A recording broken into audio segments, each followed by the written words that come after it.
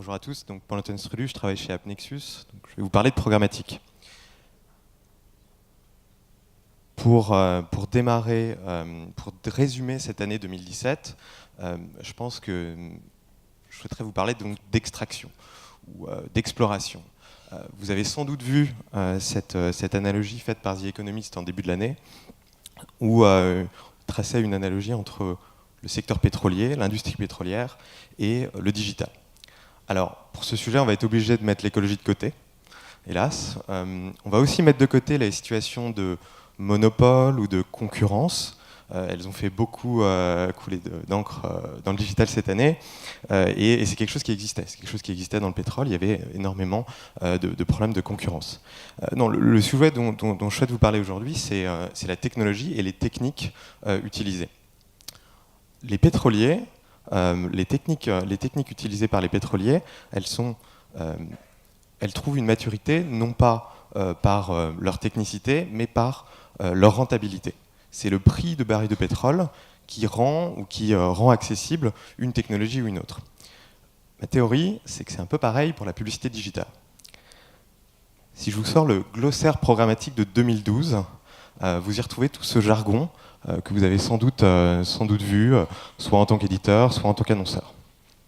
C'était très limité sur des acronymes, les mots sont à peu près tous en anglais, et on se contentait de décrire des technologies. Si je résume, en 2012, c'est l'émergence des régies programmatiques d'un côté, des trading desks de l'autre, pour au final opérer de la publicité en temps réel. C'est ça le programmatique, on opère de la publicité en temps réel. En 2012, il y avait déjà une technologie qui s'appelait Prebid, je l'ai mis là ici, qui n'a pas du tout percé. Alors Prebid, l'idée c'est des enchères qui sont organisées dans l'entête du navigateur. Donc là on rajoute de la complexité sur de la complexité, et au final ça n'intéresse pas grand monde. Donc cette technologie ne perce pas et n'avance pas. Aujourd'hui, cette technologie c'est 37% des transactions sur AppNexus.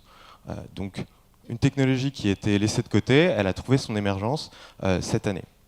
Alors, si je continue ma comparaison avec le pétrole, le header bidding, ce sera la fracturation. Fracturation, donc fissurer la roche pour en extraire de la valeur, c'est ça l'équivalent du header bidding dans le domaine pétrolier. J'ai pris à l'image des roches sédimentaires. Si vous êtes un éditeur et que votre stack technologique il ressemble à ça, il y a des couches qui sont empilées au fur et à mesure des années, le header bidding vous permet de faire voler en éclats ces couches technologiques. De la même manière, si vous avez utilisé des techniques d'exploitation de technologies précédentes, vous venez comme ça vous adapter à la maturité du marché. Alors la valeur qu'on extrait avec le header bidding, c'est pas de la matière, c'est de l'audience. Ce sont un meilleur accès aux impressions et aux utilisateurs. La très bonne histoire, et je vais arrêter de vous décrire des technologies, la très bonne histoire en 2017, c'est que le glossaire programmatique, il a complètement changé. On oublie les acronymes et là, on trouve des mots. On trouve la souveraineté, on en a parlé ce matin. On trouve l'autonomie, la transparence, le libre accès à la compétition. Donc là, il y a vraiment un point de maturité où, à croire que le programmatique a finalement trouvé des mots, trouvé un langage en 2017. C'est très rassurant. On arrête les discours abscons et on commence à décrire ce qu'on fait. Un mot que je mets ici en surbrillance, c'est la visibilité. Alors là, j'entame une petite section où je veux parler des commodités pour le marché de la publicité digitale. Aujourd'hui, beaucoup de gens nous ont précisé pendant des années que le CPC était la seule valeur qui devait être transactée en digital. Personnellement, je clique sur des publicités, surtout par erreur ou par des formations professionnelles. Par contre, j'en vois. Et pour moi, la commodité qui apparaît cette année, c'est Views. Donc, alors, je pense que ça fera plaisir à nos organisateurs. On a lancé hier une technique d'achat Viewable Only, donc c'est Views Only, devient le nouveau standard ou la nouvelle commodité pour la publicité digitale. Donc voilà, j'espère qu'on verra l'émergence d'autres choses que le CPC dans les années à venir.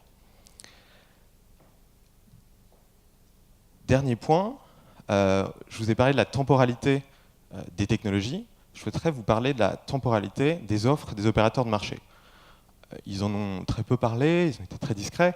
Le lancement de Skyline, c'est très fort en termes de technologie. C'est en 3 mois, supprimer tous les intermédiaires sur tous les formats et faire émerger une offre.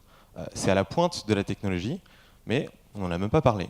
Donc chez AppNexus, on a écrit maintenant dans le bureau, on ne parle pas des trains qui arrivent à l'heure. Voilà, ce qui est intéressant, c'est l'offre, c'est cette alternative au GAFA, c'est cette solution concurrente qui sera d'attrait pour les annonceurs. Deuxième idée avec laquelle je souhaiterais vous laisser, c'est les offres annonceurs. Vous n'êtes pas sans savoir que AppNexus, en 2012, on a commencé à travailler avec des annonceurs qui ont choisi de déplacer des pans de leur plan média en programmatique. C'était le cas avec Air France. En 2017, on a vu une nouvelle phase, une nouvelle vague j'ai pas envie de parler d'internalisation, mais d'autonomie et de démarche de programmatique en interne. Voilà, très courte présentation. J'espère que, à défaut d'avoir décrit les technologies, j'ai réussi à les ramener au stade d'outils.